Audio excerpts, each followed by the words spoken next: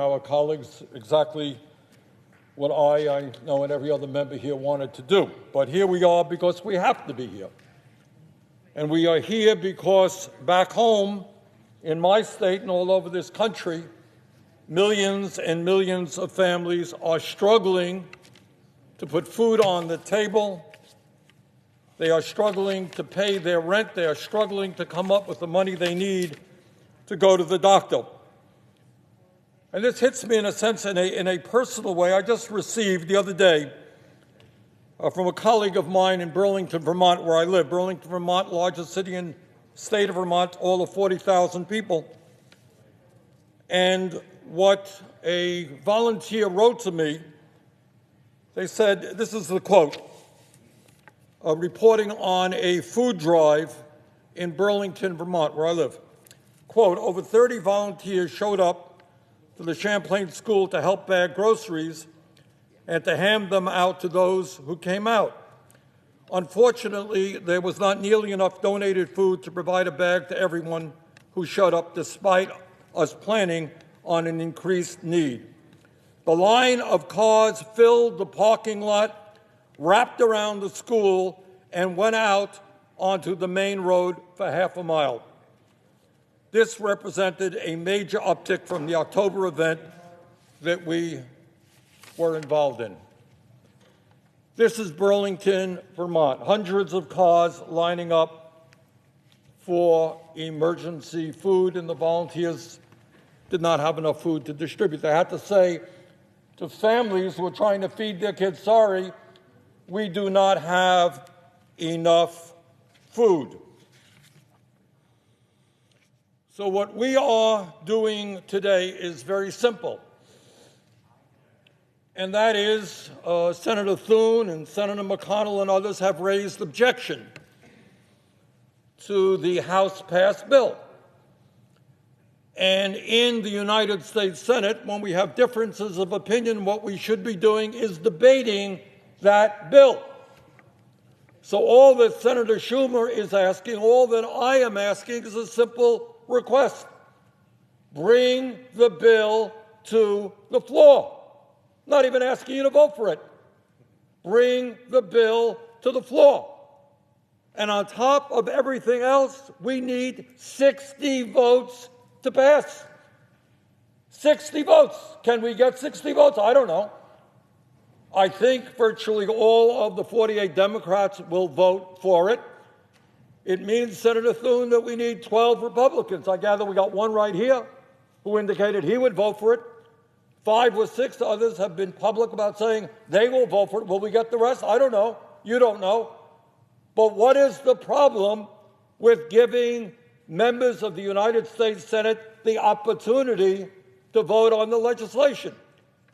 And when we have that debate, you can come up and you can raise all of your objections, and we can debate it. Now, I hear Senator Thune and Senator McConnell before him talk about this bill being socialism for the rich, which I've got to tell you I find, Mr. President, somewhat hysterical, because that's an issue I have been talking about for many, many years. And I am very delighted that my conservative Republican friends now recognize that we do have socialism for the rich. To paraphrase Dr. Martin Luther King Jr., who said that we live in a society where we have socialism for the rich and rugged individualism for the poor. King was right. But despite what my Republican colleagues are saying, truth is that according to the Tax Policy Center, the top 5% of Americans, the wealthiest people in our country, would receive less than 1% of the benefits of these direct payments. Less than 1%. Doesn't sound to me like too much socialism for the rich. But while we are on the subject of socialism for the rich, which my Republican friends have suddenly become very concerned about, let me talk about the Trump tax proposal that was pushed very hard by Senator McConnell and the Republican leadership, and where I think every Republican voted for it. You want to talk about socialism for the rich? It is not the bill that puts $2,000 into working class hands all over this country. That ain't socialism for the rich. This is socialism for the rich in that bill. Amazon. Oh, by the way, I must say this if I may. We were quoting the liberal Washington Post owned by Jeff Bezos, the wealthiest guy in the world. So here is Jeff Bezos' company, Amazon, and they received a tax rebate. They paid nothing in 2018 in federal taxes. That's a corrupt tax system to begin with. But then on top of that, they received $129 million as a tax rebate. That, Senator Thune, is what socialism for the rich. In fact, this particular company is owned by the richest guy in the world. You gave him a $129 million rebate. But it's not just Amazon. Delta Airlines also paid nothing in federal taxes in 2018, and yet they received a $187 million rebate from that particular bill. Chevron, helping to destroy our planet with their carbon emissions, $181 million in a rebate. That, my friends, is what socialism for the rich is about. Socialism for the rich is not, in the midst of this terrible pandemic, putting a $2,000 check into the hands of working families. Mr. President, truth of the matter is that as a result of this pandemic, we are living through the worst and most difficult economic period since the Great Depression. Tens of millions of families are facing eviction. All over this country, in the wealthiest nation on earth, moms are struggling to feed their kids, keep the electricity on, and be able to go to the doctor. Now, I hear from our Republican friends that the economy is doing better, but I would like to just read to them a few of the stories that I have received in my office. We ask people, simple question, how are you doing out there? What's going on in your lives?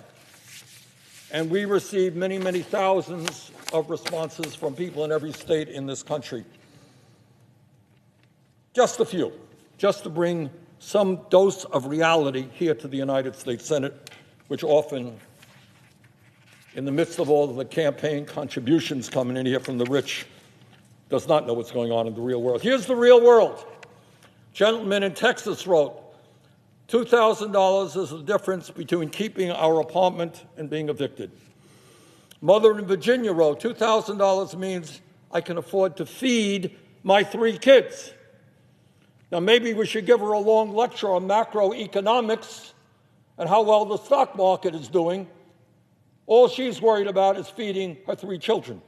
Woman in Wisconsin wrote, $2,000 would mean not having to choose between rent and groceries and not having to ration my partner's meds. Woman in Nevada wrote, it means paying my rent and getting life-saving treatment because I can't afford the $50 copay through my work insurance just to see my neurologist right now. Father in Florida wrote, quote, it would mean I could pay my bills. My electricity and phone are about to get shut off. I didn't have money for my son on Christmas, and I won't have money for his birthday on January 2nd. Father in New Jersey wrote, it would mean I could pay off credit card debt accumulated during this pandemic, feed my children, and pay my bills.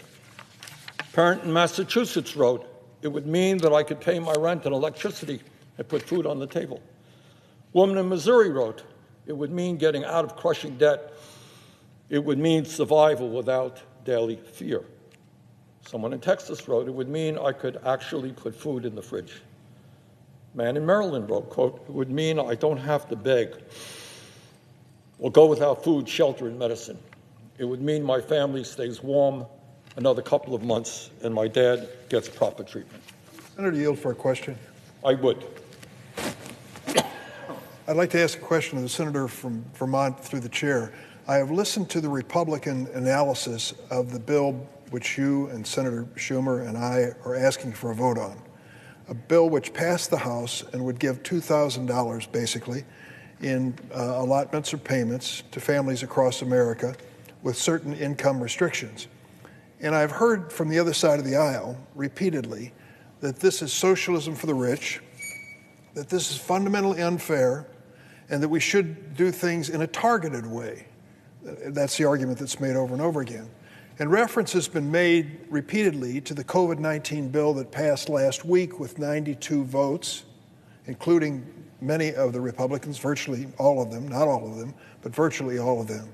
And so that bill, if I remember correctly, had a $600 payment included in the bill.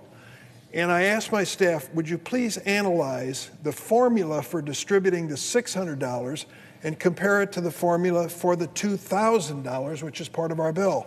And lo and behold, they discovered it's the same formula. So if there is some fundamental moral injustice in the distribution of these funds, then I'm afraid all but 6 of the Republicans are guilty of the same immorality because they all voted for that formula last week when it was $600 and now are scandalized by the notion that the same formula they voted for would be used for a $2,000 payment. I'm sure I've missed something in the translation here. I'd like to ask the senator from Vermont to explain this faux outrage from the Republican side of the aisle. Well, I think my friend from Illinois missed nothing in the translation. He's exactly right. But I also... Senator from Illinois makes a good point. Senator, yield for a question. Yeah.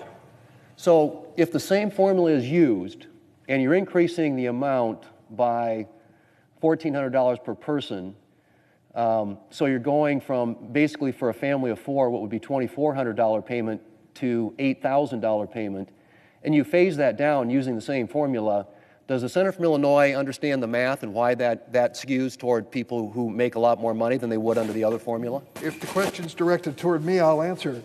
Well, I just think that you're making a point and a statement which is not accurate, because you're saying the formula is the same. The formula is the same, but the inputs change. And so the way it ramps down means that somebody who makes $350,000 gets a payment under the Sanders-Hawley proposal that they wouldn't know, and it phases out a lot sooner, as you know. So let's be clear about how that formula works, because you are misrepresenting the way that formula works. Can I ask my friend from...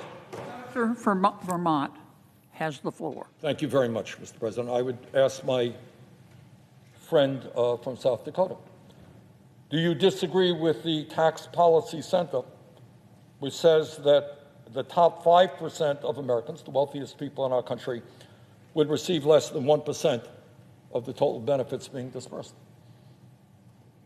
I have not seen the Tax Policy Center, but I know math, and I know as a basic principle that when you stick bigger numbers in there, and you're using the same formula to phase something out, you're going to make it available to people who make a lot more money. That is a mathematical fact.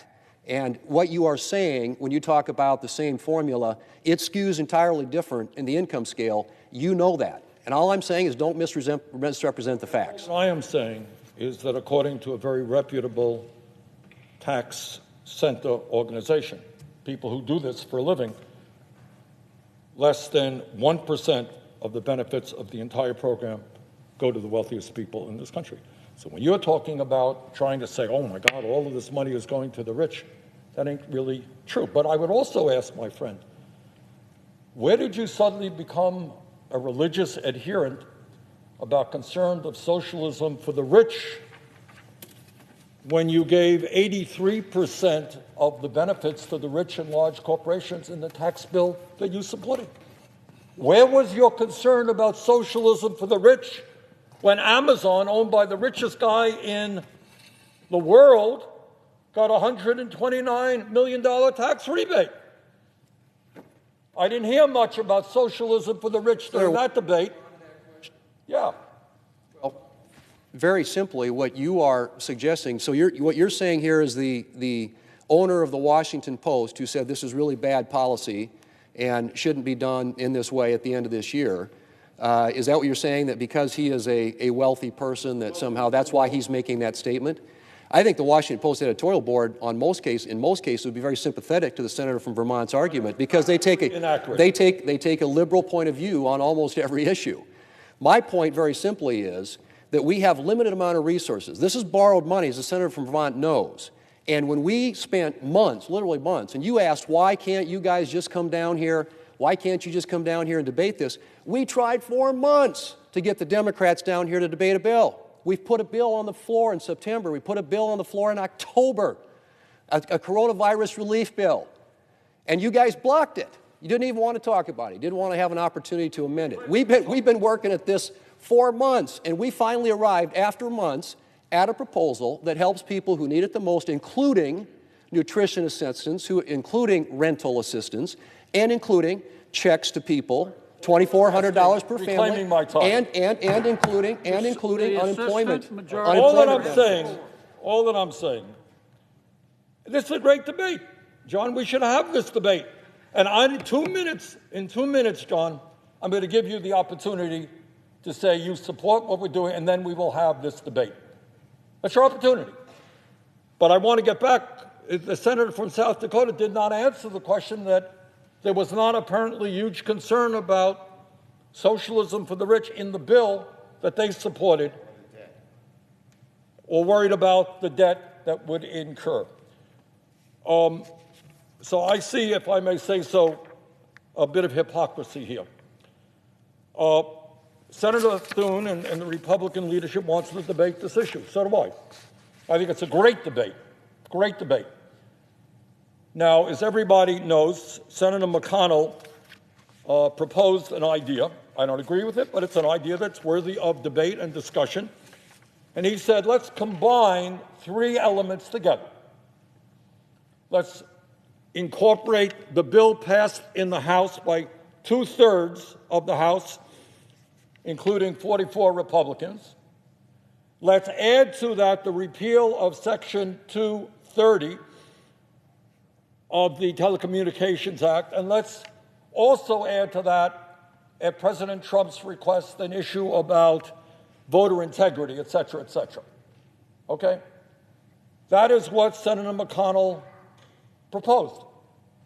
And in one moment, I am going to bring, see, I know Republicans think I don't do much for them, and I'm not concerned about them, but Senator Thune, I'm going to bring your bill to the floor, show you what a nice guy I am. New year, I'm going to bring Mr. McConnell, Senator McConnell's bill right to the floor and give you an opportunity to vote for it. All that I am asking, while I bring Senator McConnell's Republican bill to the floor, we are going to bring the bill that passed the House with 44 Republicans to the floor as well. We'll have 2 votes. 1 vote on Senator McConnell's bill, needs 60 votes to pass. 1 bill on the House. 1 vote on the House bill, 60 votes to pass. That's it. So it's hard for me to imagine how Senator Thune will object to us bringing forward the Republican bill. Here it goes. This is the legalese that I need to say, and I'm going to bring it forth, and I'm sure that Senator Thune will support me in my effort. I ask unanimous consent that if cloture is invoked on the veto message on H.R. 6395, National Defense Authorization Act, that notwithstanding Rule 22, at 3 p.m. today, short period of time, 3 p.m. today, Friday, January 1st, the Senate proceed to the consideration of calendar number 645, H.R. 9051, to provide a $2,000 direct payment to the working class, that the bill be considered read a 3rd time, and the Senate vote on passage of the bill, and that, if passed, the motion to reconsider be considered, made, and laid upon the table. Further, that following the vote on H.R. 9051, the Senate proceed to consideration of calendar number 644, S5085, that the bill be considered read a 3rd time, that there be 1 hour of debate on the bill, equally divided and controlled by myself or my designee, and Senator McConnell or his designee, that following the use or yielding back of that time, the Senate vote on passage of the bill, and that if passed, the motion to reconsider be considered made and laid upon the table, all without intervening action or debate. Is there objection? Mr. President. The senator from Missouri. Mr. President, reserving the right to object, I want to say that I can't for the life of me figure out why it is so difficult to get a vote on the bills that Senator Sanders has just referenced when, by my count, the President of the United States, the Speaker of the House, a large majority of the House of Representatives, and I think a supermajority of this body are all in favor of $2,000 COVID relief payments to working Americans. Now, we've had some back and forth on the floor today about how we got to the level of $2,000. We all know how we got to that level. The President of the United States said that's the level he supported. The number originates with him. This is the number that he has asked for, and the House adopted it. And a majority of senators have said already publicly that they support it. And yet we can't seem to even get a vote on it. We can't even seem to have debate on it. I mean, with all due respect, this doesn't seem to me to be a Republicans versus Democrats issue. This seems to be the Senate versus the United States of America. And I just don't understand it. And I'm willing to bet that the American people don't understand it either. I mean, here we are in the throes of the worst pandemic in a century that working people have borne the brunt of. And all that we're asking is that those working people be first in line for relief, and that they be given meaningful relief that is only approximately commensurate with the hardships that they and their families have borne. Now, I hear a lot of talk about how we can't afford it. I do notice, however, that we seem to be able to afford all kinds of other stuff. We can afford to send lots of money to other governments. We can afford to send all kinds of tax breaks and bailouts to big corporations. We can afford to spend enormous sums of money on pork, hundreds of billions of dollars in that last bill on pork, hundreds of billions. But we can't seem to find the money for relief for working people that the President and the House and the Senate all support, and yet we can't seem to get onto the floor. Let me just share 3 stories that I've heard just this week alone, from my home state, from Missouri. Danielle from St. Louis County, she called my office. She said her utilities are about to be shut off. She's desperate for help. She said a $2,000 payment would go a long way to help keep the lights on and her house warm. I heard from a mother in southeast Missouri, that's the boot heel of my state. She wrote that her son had lost pay because of his company cutting back hours because of COVID, and that he had himself contracted the virus, and so he'd had to be home, and he was missing work, missing shifts. His family can't make it paycheck to paycheck. His husband, her daughter-in-law, is donating plasma in order to help earn some extra grocery money. Donating plasma in order to get some money to pay for groceries to feed their family. Richard from St. Louis wrote to me that any extra help that he could get would go directly to paying his rent and his utilities. He had a job that he lost in the retail business, retail sector, and he's desperately struggling. I'll just say, Mr. President, these are not people who are ne'er-do-wells. These are working people. These are strong people. These are proud people. And all that they ask for, as I have said many times on this floor before, is a chance to get back up on their feet and to be able to provide for their families. And I can't for the life of me understand why we cannot get so much as a vote on these bills. And so for that reason, Mr. President, I do not object. In fact, I enthusiastically support the measures that Senator Sanders is trying to bring to the floor, and I'd vote for them both if we were given the opportunity. Is there objection? Mr. President. The senator from Texas. Mr. President, reserving the right to object, I know Senator Toomey is delayed coming to the floor. On his behalf, I will object. Objection is heard. Mr. President. Morning business is closed, and under the previous order, the Senate will resume consideration of the veto message on H.R. 6395, which the clerk will report. Veto message to accompany H.R. 6395, an act to authorize appropriations for fiscal year 2021 for military activities of the Department of Defense and so forth and further purposes.